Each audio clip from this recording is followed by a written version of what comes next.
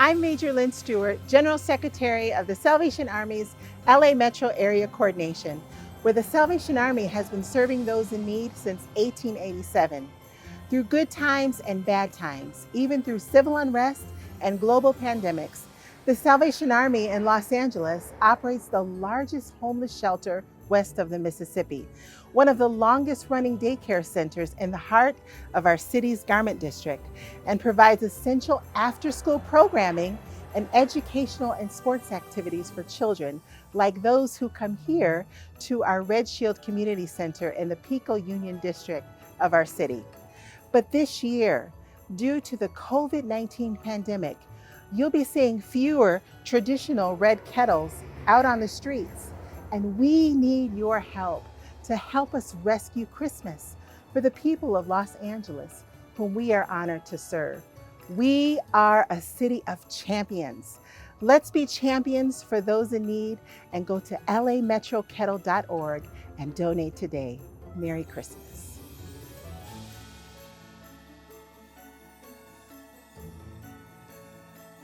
Elliott celebrated his 2-yard touchdown run by jumping into the big Salvation Army kettle. Kettles have become part of popular culture and are synonymous with Christmas. But did you know that when you volunteer to ring the bell at a Salvation Army Red Kettle, the money actually stays in your community and helps people in need all year long?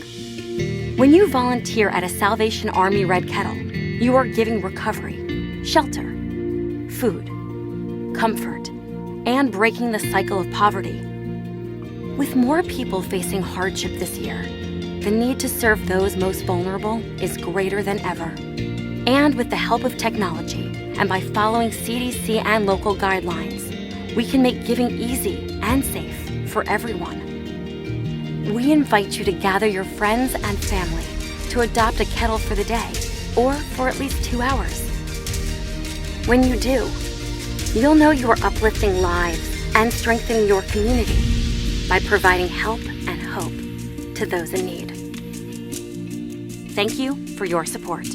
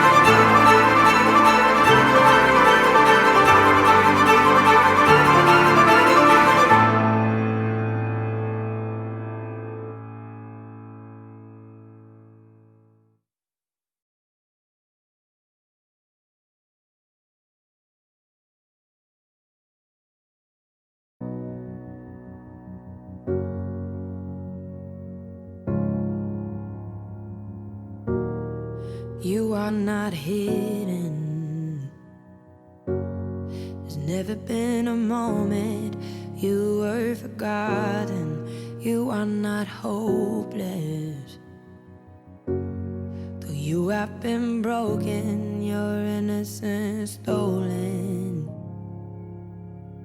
I will send out an army to find you in the middle of the darkest night. It's true, I will rescue you.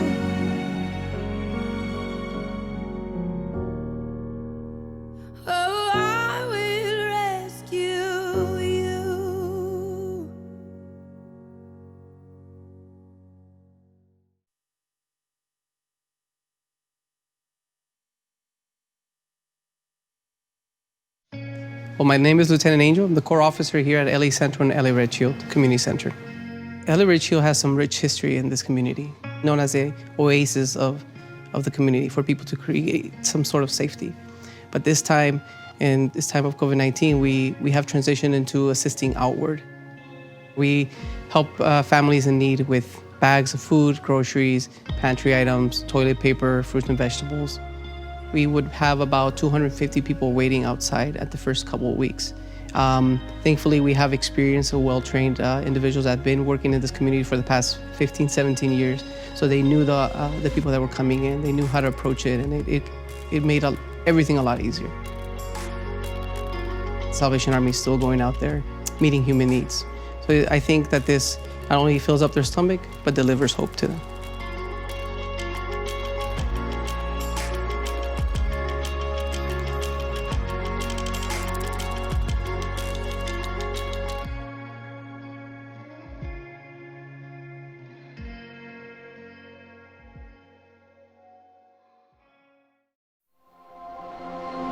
I do not at all underrate the severity of the ordeal which lies before us, but I believe our countrymen will show themselves capable of standing up to it and of carrying on in spite of it, at least as well as any other people in the world.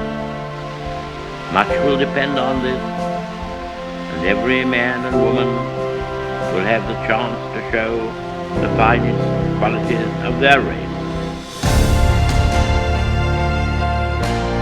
Let us therefore brace ourselves to our duty. So bear ourselves that men will still say, this was their finest hour.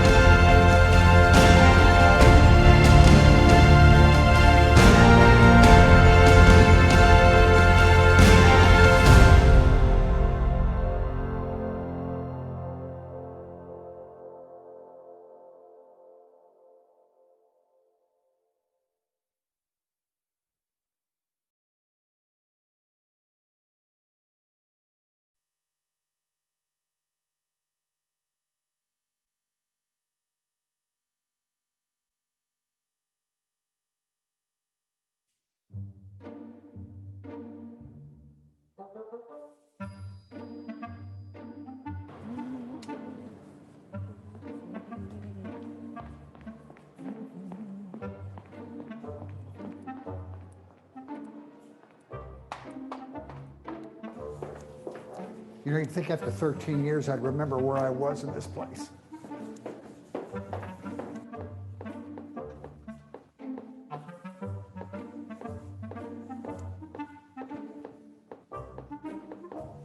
Major Lynn, am I late? No, Fritz, we're early. Oh, I know what this is. This is a dream thing, right? You're going to tell me that my life really was something wonderful, and every time a bell rings, an angel gets his wings. That's what this is, right? It's not a dream, Fritz. Even though you've had a wonderful life, and we aren't sure what biblical scholarship says about angel production and bell ringing. Well, Major, where is everybody? I haven't worked a room this empty since my one-man show about the life and times of Carrot Top. Everyone's waiting for us, Fritz. Where? Out there, hundreds of them. Major, I hate to break this to you. This place is virtually empty. And so is this year's Salvation Army Christmas Kettle Luncheon. Virtual, that is. We're still going to raise hundreds of thousands of dollars, aren't we? We sure are. We're just going to be doing it COVID style. Yay. Happy to hear that. So listen, are you ready to take the Salvation Army Christmas Kettle Luncheon to a place it's never been before?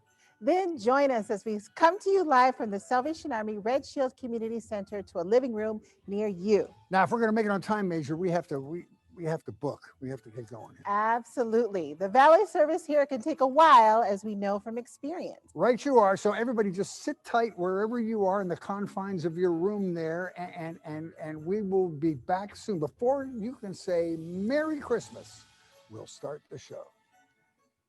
Bye, Fritz. See you there. Bye, Major. See you there.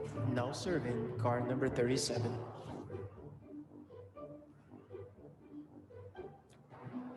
Merry Christmas. Live from the Salvation Army Red Shield Community Center, it's the 13th annual Salvation Army LA Metro Board Christmas Luncheon, starring Fritz Coleman and honoring Lou Horne for his years of service to those in need. Special music performance by Matthew Woods and the home of the Golden Kettle Fundraising Challenge. Ladies and gentlemen, your host for the afternoon, Fritz Coleman.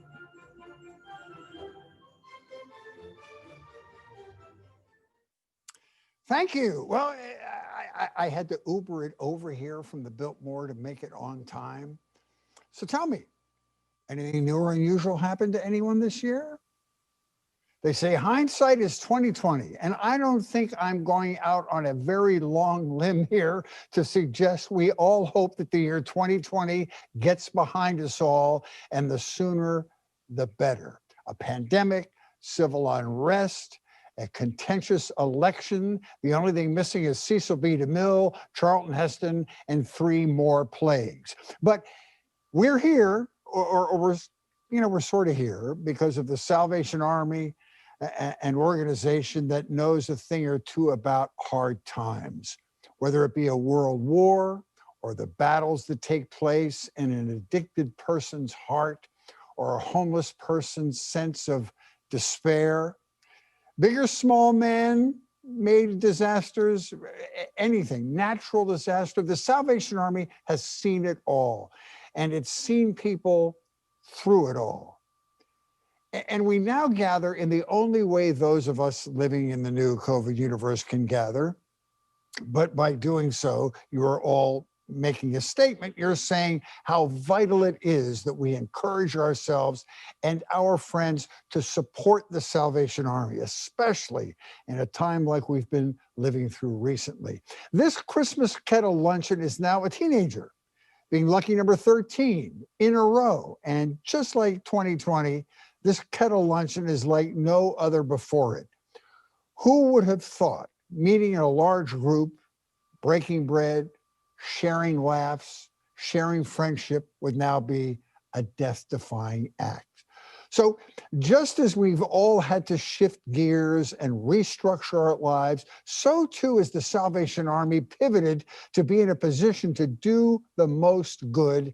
And nowhere is that more evident with the way the Salvation Army is standing kettles this year. A tradition that began back on the docks of San Francisco in the 19th century is pushing through to the 21st century as the Salvation Army is transforming most of its iconic red kettles we're used to seeing out on the streets into virtual machines of help and health and hope. And the reason is not so happy. In fact, the reason the kettle is going online is because due to the restrictions still in place from COVID-19 pandemic, the Salvation Army's ability to raise funds during the holidays is being severely limited. How severely? There will be at least 50% fewer traditional red kettles out on the street this year. Can you think of another nonprofit or even a for-profit enterprise for that matter that can take a body blow like that? 50% reduction in revenue. The people the Salvation Army serve cannot afford that kind of a cut, and that's where we come in. You might say the kettles, like us today, are zooming a new path. And though the technology may be different, the goal is the same: to provide as much critical help to hurting people and families as is humanly possible. This unique afternoon can do just that. Depending on how deep we dig and how much we donate today, will impact communities in need across the greater Los Angeles metropolitan area. The Red Kettle, like this luncheon, may be virtual, but the assistance provided is as real as it gets.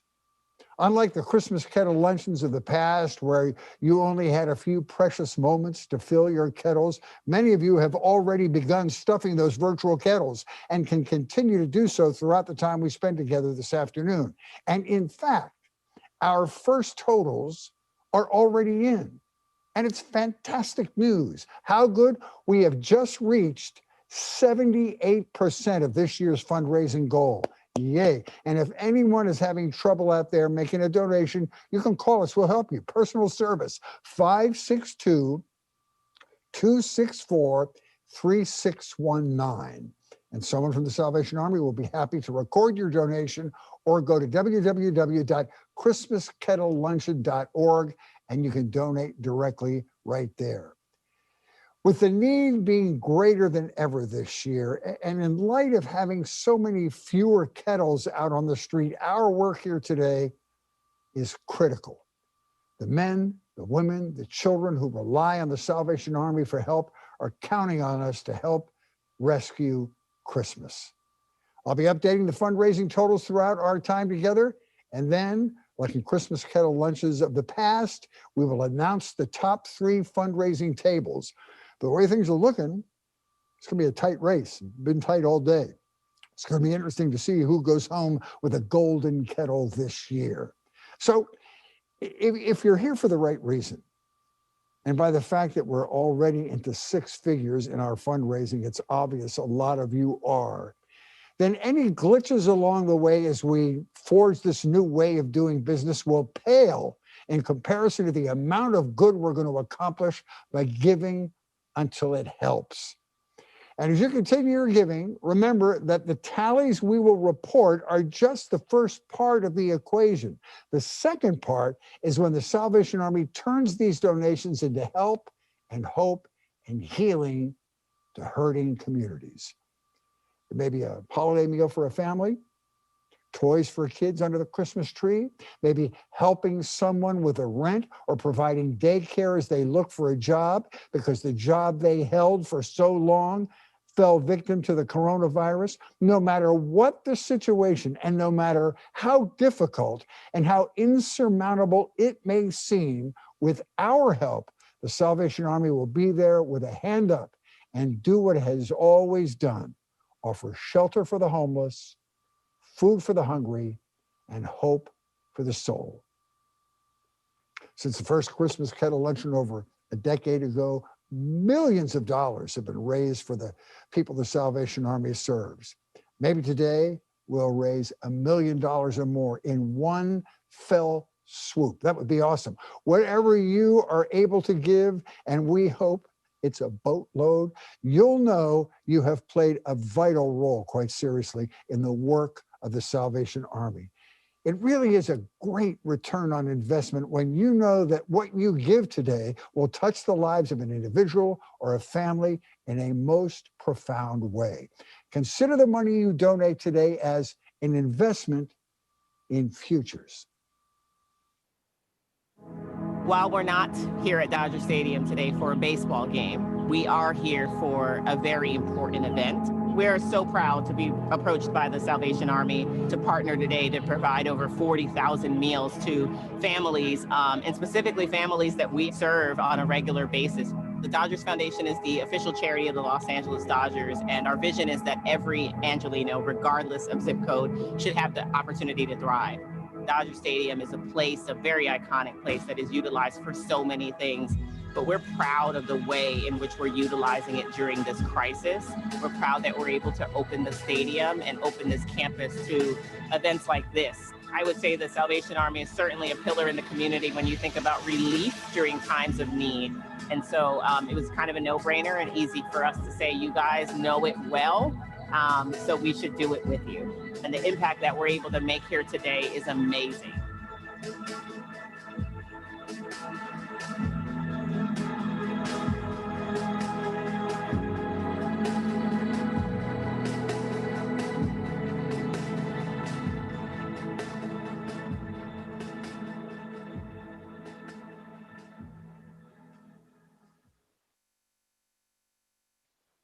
Good afternoon. Let me join Fritz in welcoming you to our 13th annual Christmas Kettle Luncheon. And I'd like to recognize all of our advisory board members who have organized virtual tables for this event and worked hard to make our luncheon another successful venture for the Salvation Army. I have to say, I am proud to serve alongside such a distinguished and dedicated group of people. Please give a wave on screen if you are a board member. As chair of the Salvation Army's Los Angeles Metro Advisory Board, watching a video like the one we just saw gives me, and I think all of our board members, a sense of both pride and accomplishment. We see in real stories the process of how the funds that we raise are turned into essential social services, especially important during these troubled times. We will hear more about how the Salvation Army is responding to the COVID-19 pandemic later.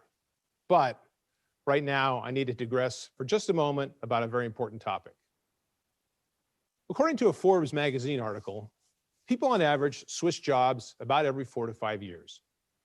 And jobs in television and media have an even shorter lifespan. But there are exceptions that occasionally arise in the cases of exceptional people. One such person is our fellow board member and longtime friend, Fritz Coleman. I guess we have one more reason not to like the year 2020. In addition to everything else, this year will go down as the year Fritz Coleman retired from anchoring the weather report on KNBC here in Los Angeles after 39 years of service. Fritz has had an incredible career in news media, stand-up comedy, writing, hosting events, and as far as I'm concerned, his greatest achievement, his unrelenting commitment to giving back to those less fortunate in our community. In fact, if you look up the term big heart in the dictionary, you're going to find a picture of Fritz. Over the years, Fritz has meant so much to the work of the Salvation Army. Yes, he has helped and supported many other worthy causes, but the Salvation Army will always consider him one of our own. So wherever you are on this Zoom broadcast, please join me in showing our appreciation and recognize the achievements of a man in full, Fritz Coleman. Thank you. Now, it would be an understatement to say that the world has changed since we last gathered for a Christmas Kettle Luncheon. We all have to get used to new things like social distancing, face masks, Zoom meetings, and being able to drive the speed limit on an LA freeway at 5 o'clock in the afternoon. But the COVID-19 pandemic has done more than leave people physically sick. The virus has caused financial, emotional, and even spiritual damage as well. As always, when the Salvation Army sees a need, it steps up to do something about it. Today, you will learn about the massive output of food relief and emergency shelter the Salvation Army has provided in direct response to this pandemic. In fact, and tragically, many of the people seeking food and assistance are the same people more used to donating to the Salvation Army than being on the receiving end of its services. To tell us all a lot more about how the Salvation Army is making a difference in Southern California, and especially in Los Angeles, it is my honor to introduce a dynamic couple, the General Secretary for Los Angeles Metro Area Coordination and Community Development for the Salvation Army's South California Division, and the General Secretary of Program Development to LA Metro Area Coordination. Their friends just call them Majors Osai and Lynn Stewart. Thank you, Steve. And Fritz, congratulations on your amazing career in news media and your well-earned retirement. And remember, you may be retired from Channel 4, but you never get to retire from the Salvation Army. It's a life sentence. And we intend on keeping you busy as long as we can. You are the definition of a faithful servant, and you will always have a place in our hearts at the Salvation Army, even if we have to find someone else to complain about the weather too. There's an old saying that is really a kind of curse. It states, "May you live in interesting times." You know, I think it's safe to say that we truly are living in interesting times. Whether it is civil unrest in our streets, a heightened sense of anxiety and fear about the future, or the now seemingly endless days of living through a global pandemic. You know, since March of this year, the Salvation Army, especially in and around the Los Angeles area, has been in the hope business. I don't think it's a boast or a brag to suggest that we have restored hope in many. And to put things in perspective, Last fiscal year, the Salvation Army provided 1.8 million meals to hungry people around the Southland. Now that's a big number, agree? But since the middle of March of this year, the Salvation Army has provided more than 7 million meals. We did this through extended hours and extended days at our many food pantries and food banks across the division. And we did this with major food box distributions to tens of thousands of people at a time, like our events at the Los Angeles Football Club Stadium parking lot and at the Dodger Stadium parking lot, which you saw a video of. It's nice to know the Dodgers are not only champions of helping us help others, but now they are champions of the world in Major League Baseball. It certainly takes an army to provide so much for so many, and we'd like to offer our thanks to some of the other organizations that always see us through the good times and the not so good times. We are happy to recognize our partners who helped make today possible.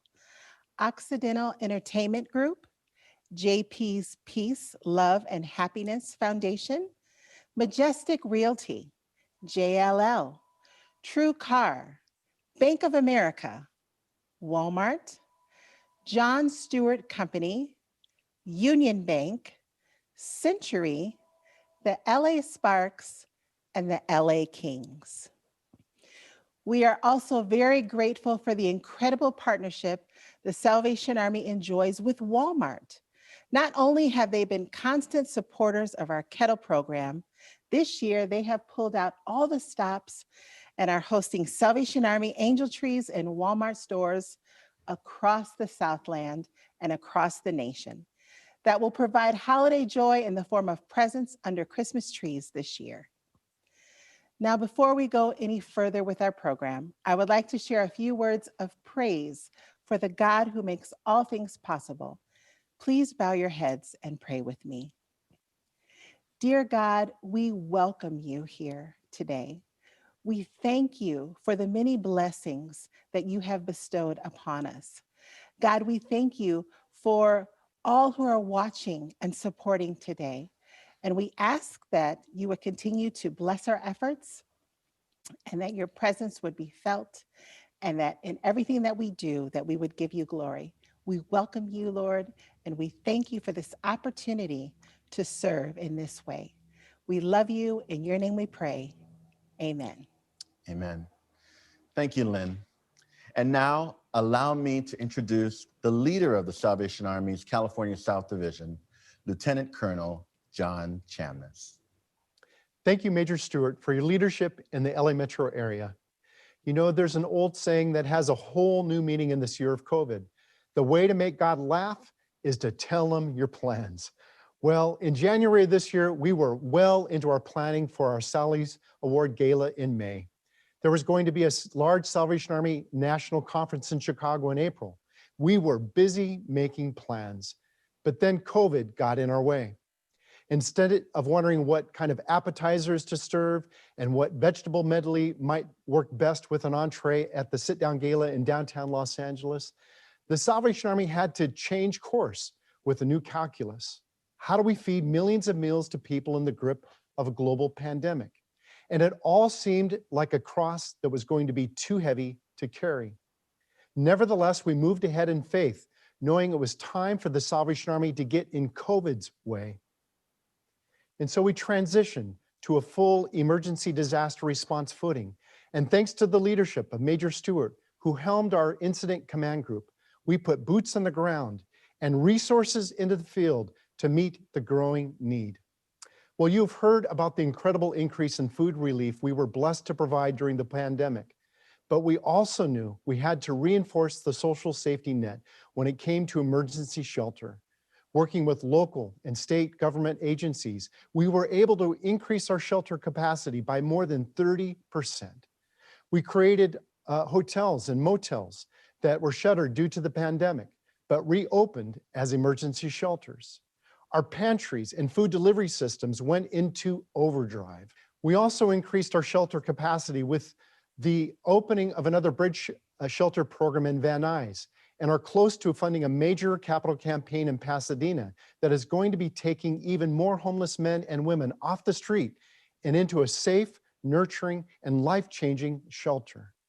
And we accomplished all this because others came alongside us and helped us lift this cross and helped us provide the kind of assistance to so many that were hurting.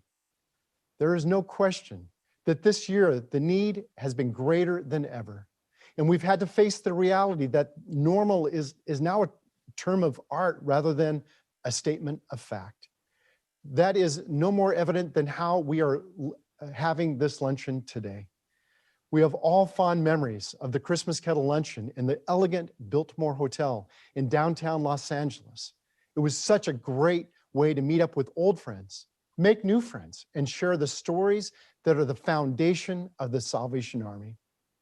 You know, it was also a great way to get the giving season started in a big way. So here we are, all gathered together COVID style. And let me first say thank you to all of you loyal supporters of the work of the Salvation Army who have joined us electronically today. And thank you in advance for your generous donation that I'm confident will make this Christmas Kettle Luncheon not only one to remember, but one of our most successful to date. And so thank you for all your tireless support. And I hope you all have a blessed Christmas and a happy holiday season full of good health and good news. God bless you. And thank you for your support. Thank you, Colonel John. Thank you, Majors Lynn and Osei. Thank you, Steve. Boy, if I knew I was going to get this much adulation, I would have retired a long time ago.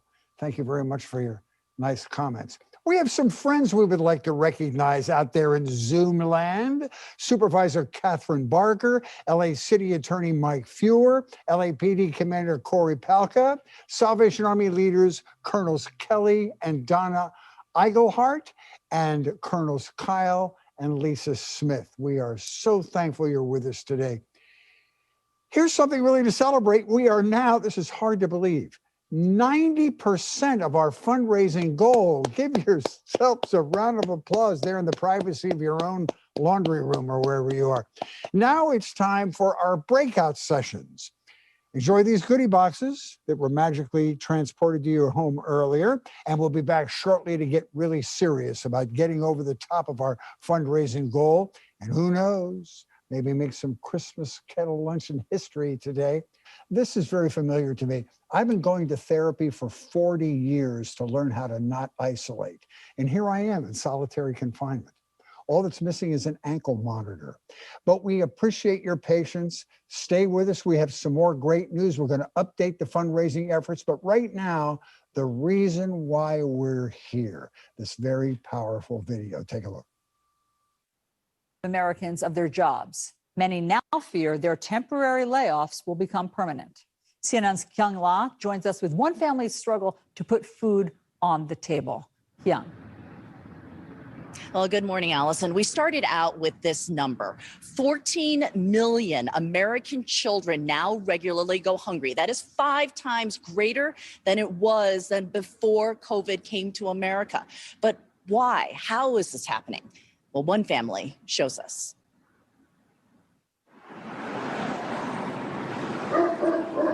Mommy, wake up, Mama. You gotta go to school. The morning routine for Rose Rodriguez and her 3 girls. You're gonna go play in school? They're gonna feed you too. 3-year-old Alejandra. Come on, get up. And 12-year-old Terry sleep in one bed. 13-year-old Yalitza sleeps on the couch. Breakfast. I'll let you on this one. Is what she's scrounged from the day before. It's good. Yeah? I'll eat whatever it's left over. Everything has changed since coronavirus. Thank you, Mom. My pantry, that's all I have. Before coronavirus, was this full? Everything was full. This was Rodriguez at her full-time job at LAX Airport. She worked for Qantas Airlines Cargo, making more than $20 an hour. I thought everything would be good. I thought, you know what? I have money for my rent. I have money for the food. I don't have to worry about the girl's health. So I never thought that on Wednesday I'll show up to work. But no, it wasn't that way. You could lose your job in any time. How about the food? I mean, how much? The food, that's what we struggle more. Tell me about that struggle. The struggle is sometimes we eat, sometimes we don't. What she manages is cheap, unhealthy food. Rodriguez says she's applied for 50 jobs. 30 interviews later, still nothing. Her unemployment application stalled, part of the more than 1 million stuck in a logjam in California's system. Her car and most of her furniture repossessed. She's months behind on rent. And when we go to the laundromat, we see homeless washing themselves. And one day, if I don't go back to work, I'm gonna be one of them. Yeah, I'll live check by check, but now it's not check, it's a box. A box that I have to stretch out for 7 days.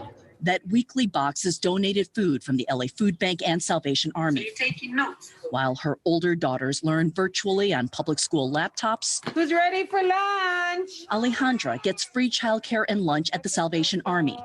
Too young to understand a virus's impact on her family. My youngest, she wants what she sees. But I tell her, Mommy, I can't. I have to tell her tomorrow so she could forget. And every day it's tomorrow? Yeah, everything's tomorrow.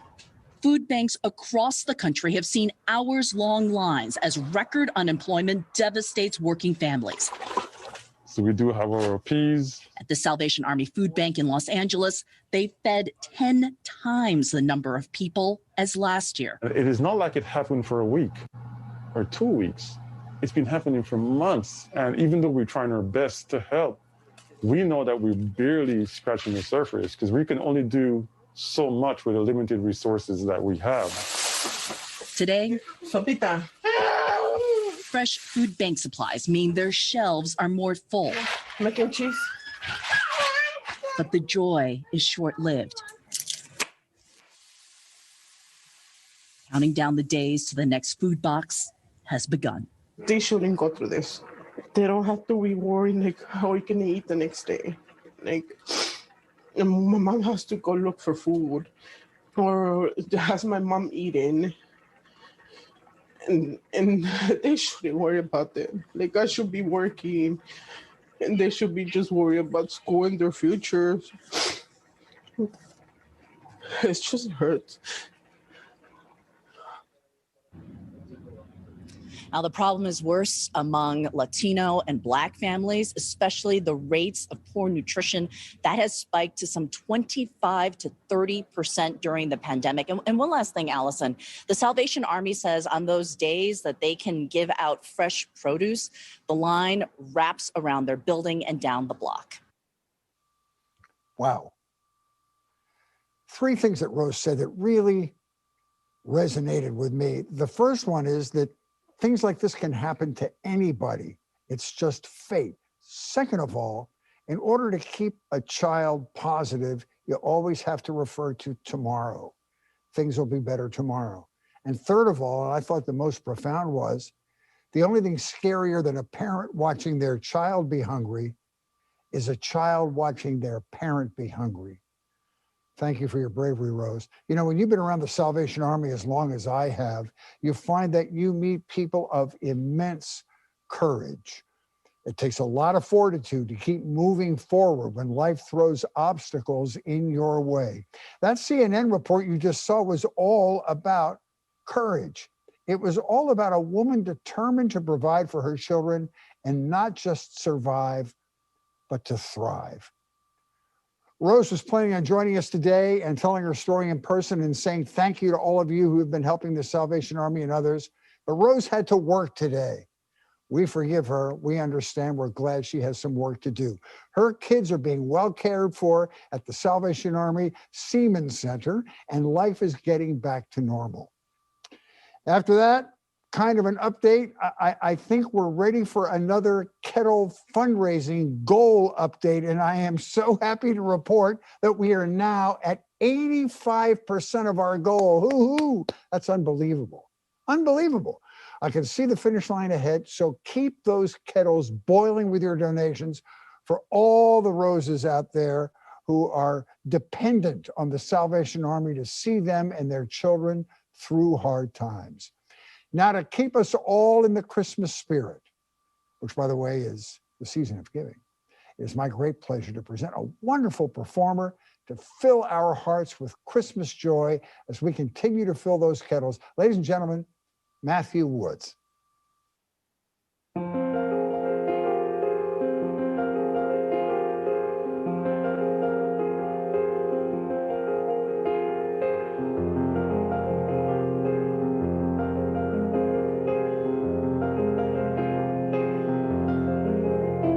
Like a drama unfolding, the curtain was opening while an audience of angels was holding its breath.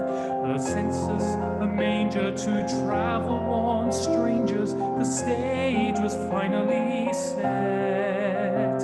Angels folded their wings at the throne worshipping as God whispered, "I love you, my son."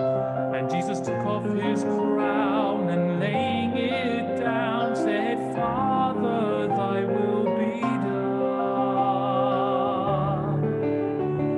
The time had now come for God's only Son to be born as a light in a dark, lonely place. So he stepped from heaven's hall to Bethlehem's stall, where a star lit his newborn face. Then God said to Gabriel with gladness and tears, "Play the trumpet, the horn, and the strings. Tell the shepherds and wise men and all who will hear, command all of the angels to sing. Fill the sky with your voices and sing."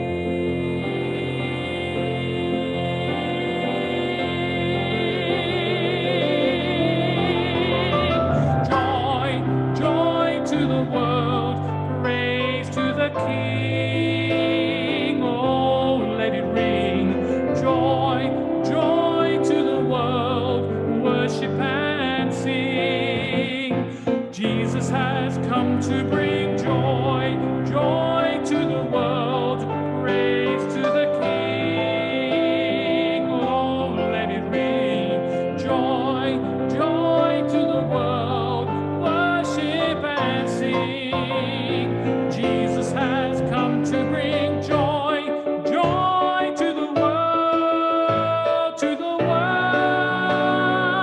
Oh, let it bring joy, joy to the world, worship and sing. Jesus has come to bring, Jesus has come to bring, Jesus has come to bring joy.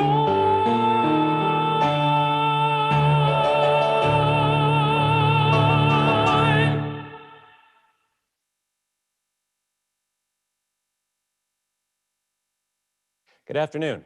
On behalf of the Los Angeles Metro Advisory Board, thank you for joining us today. Your support of the Salvation Army is essential to the work it does every day helping those in need, especially this year.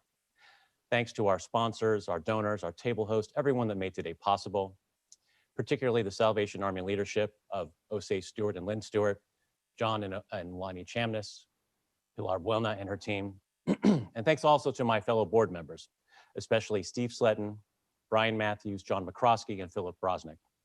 And finally, to my family and friends joining virtually, I am grateful for your continued support. During the last 8 months, like most people, I've spent a great deal of time online, not just for work with the endless video conferencing, but also to keep in touch with the world. Somewhere around 11 o'clock, it seems like I tend to search online for things that I just miss doing.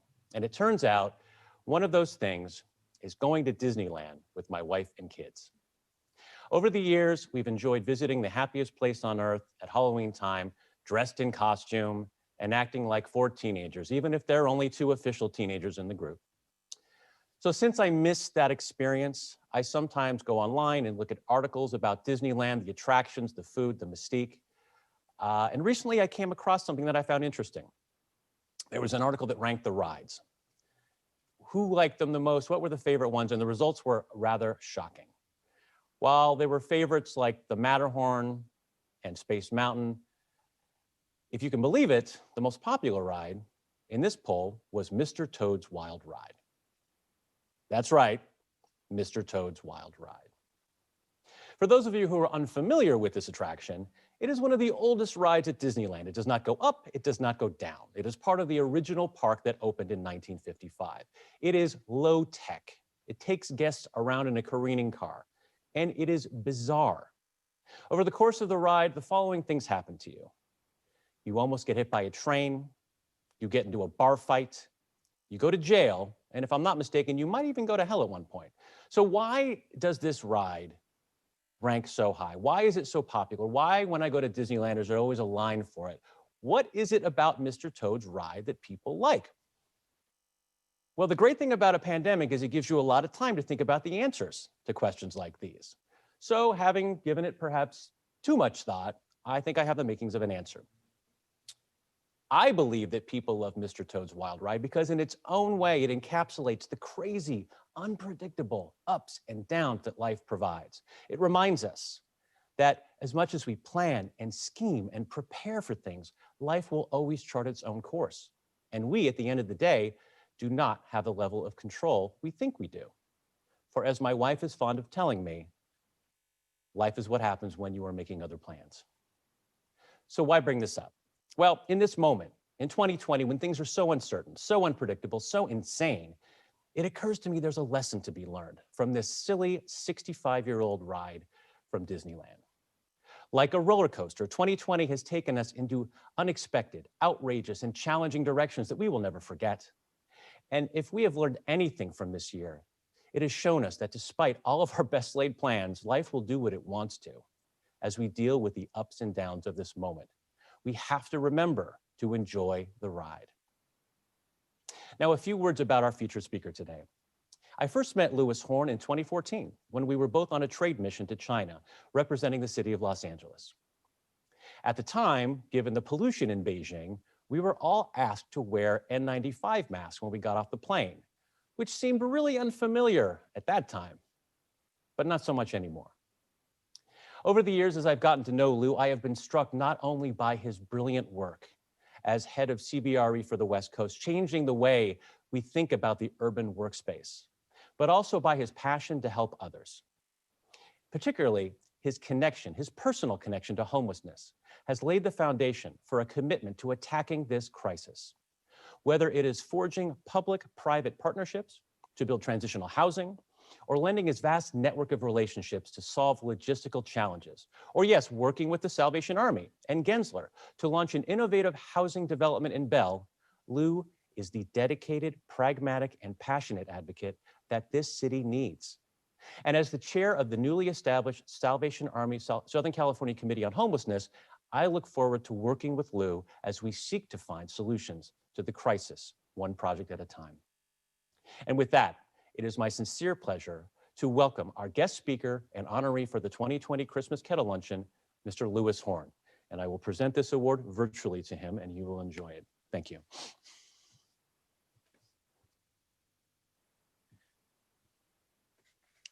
Thank you, Andrew. I appreciate this award.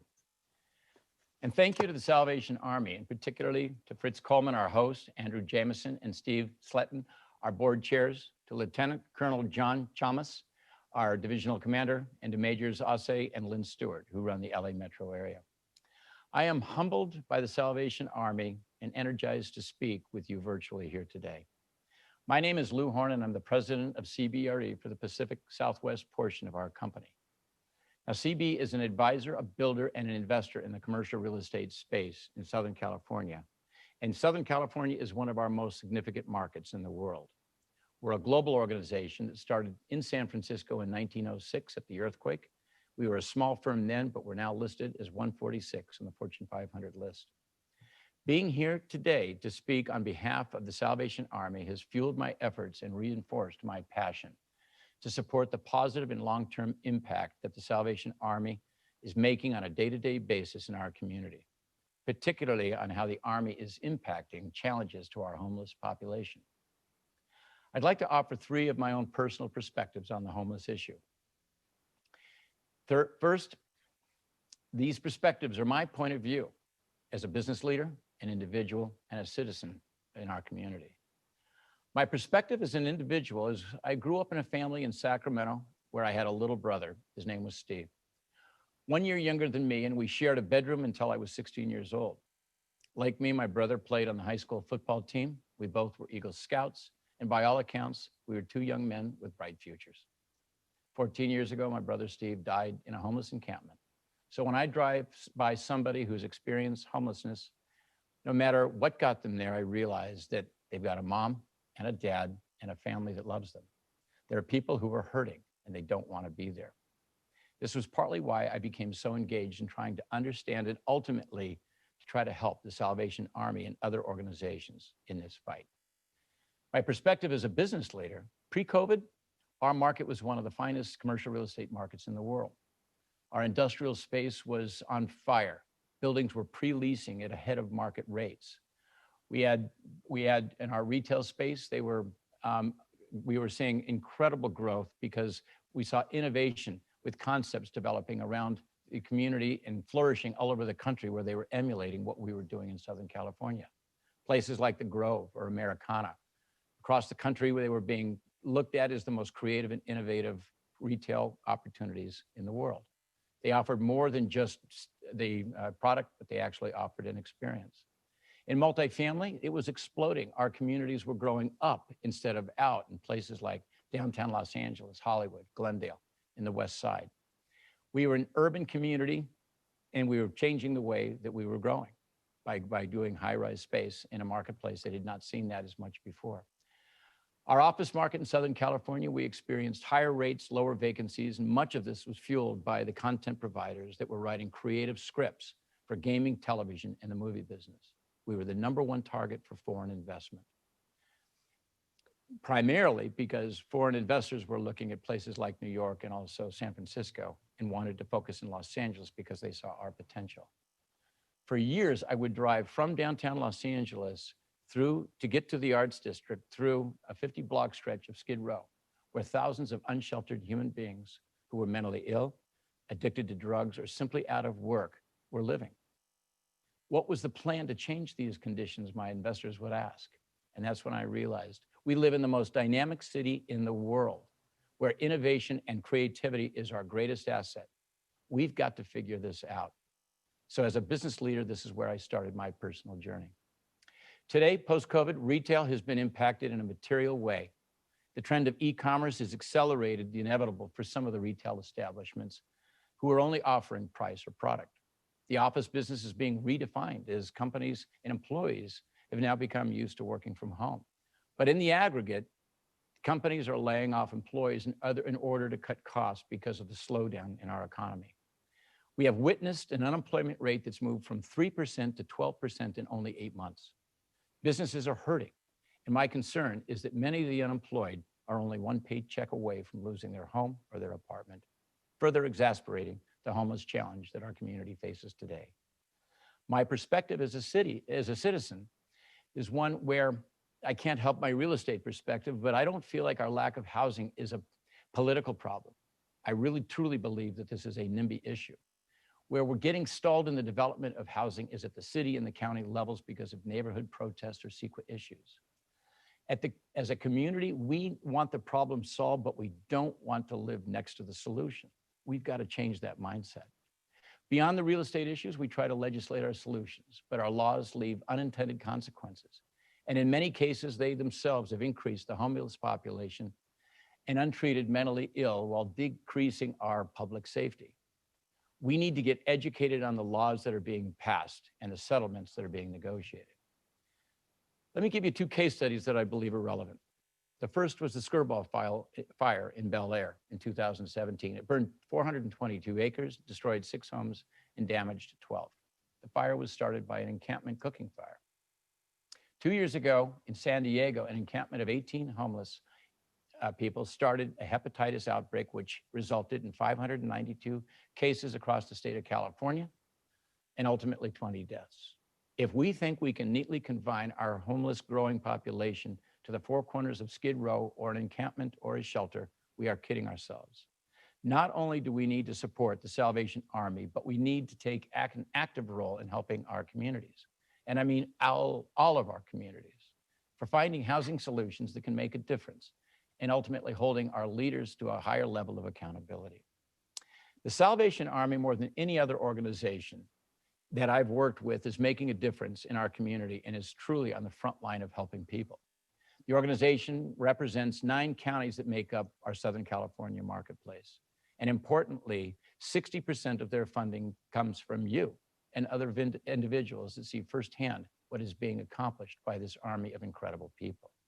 They focus their teams in 3 areas: prevention, innovation, and integration.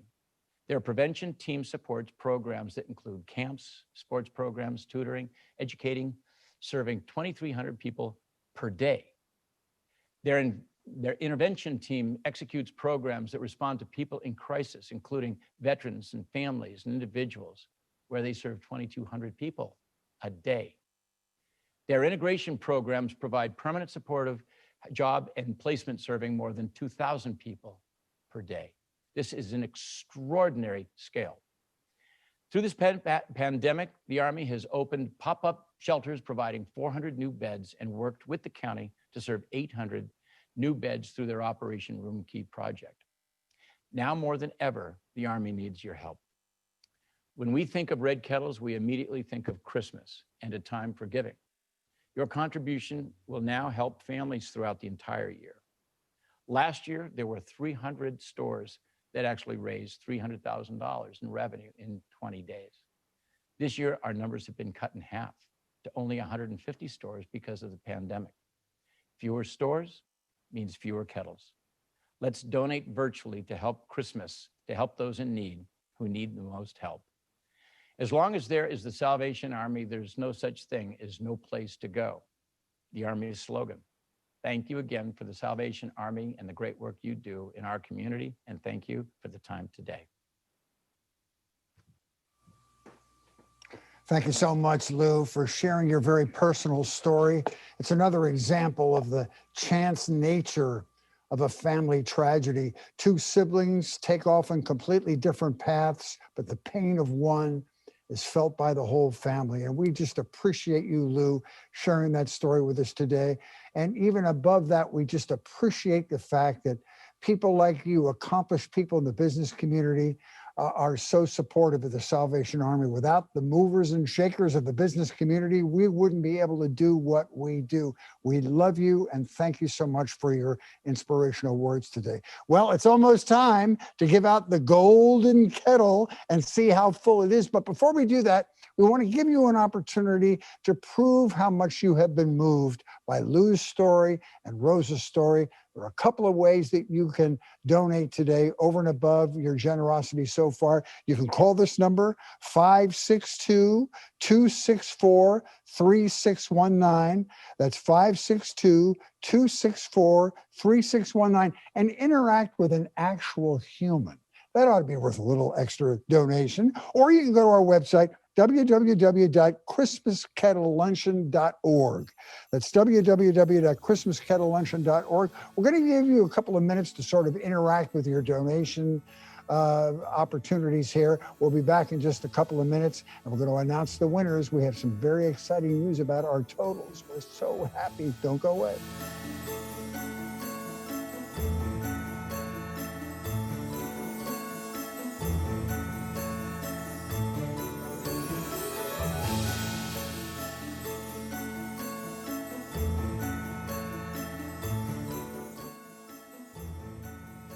Just appreciate you so very much. I have some amazing tabulations to give you. We were discussing those in the Salvation Army doing their great work here today, before we started today, that the irony of this pandemic is that there's probably never been a stress on the resources of the Salvation Army greater than what we're experiencing now. At the same time, and the irony is, there's never been a greater need. So from the bottom of our hearts, we just appreciate the enthusiasm you've shown today, and you've really stepped up, and you understand that when the need is the greatest, our generosity has to be at the greatest, and you've proved that theory today. I'm really happy to announce these totals. Here we go. In third place, we have the Craig Darien table at $26,000. Hold for applause. If you're in his presence, give him a big hug. Socially distanced, of course. And we'd also like to give an honorable mention to Steve Sletkin, who donated $25,000. We don't want to negate that, but their top three is all we can do. Thank you so much, Steve, and congratulations, Craig. In second place, and we're never surprised at this man's generosity, John McCroskey, his table donated $40,000. John, you know how important to us you are. We love you. Thank you. And the number one table, this guy never loses in any competition. The number one table with a total of $135,000, Brian Matthews. Yay, Brian. I'm clapping the cup, clapping the kettle. That's fantastic. Let's throw it to Brian now and get some comments. Brian, you're our hero. Thanks, Fritz. Look, I decided to dress up for the occasion. I've got my Salvation Army tie. It's just that it's been so long we've been working from home, I forgot how to put it on. So, look, I just want to summarize a few things that I've been reading in the chat room, and it's to you, Lou Horne, and congratulations and thanks to you for your inspirational words, your heartfelt words. Thanks for being a friend of the Army's. Thanks for your personal fight to help us all end homelessness. It's a terrific leadership role that you're taking. To Colonel Chamness and to all the men and women of the Army, thank you for your selfless service to our community daily. Thank you for doing the most good. You all are the real heroes.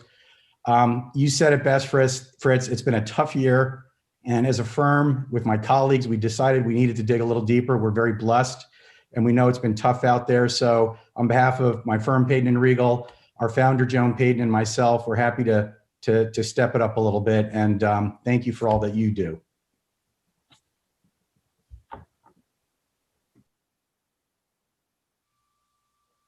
Brian, we bow in your direction. You are a very generous person, and we just are so thankful that you are part of the Salvation Army family. And we're going to have an attractive spokesmodel bringing the kettle to your home sometime in the next couple of days. So here's the bottom line. And I got to tell you that donations are still coming in, and we're happy to accept them at any time. So this really isn't a total, it's a progress report, which is astonishing.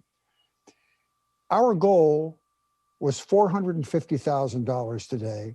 To be reasonable, trying to keep in account that we're virtual, we've raised so far $587,000, and we're still counting.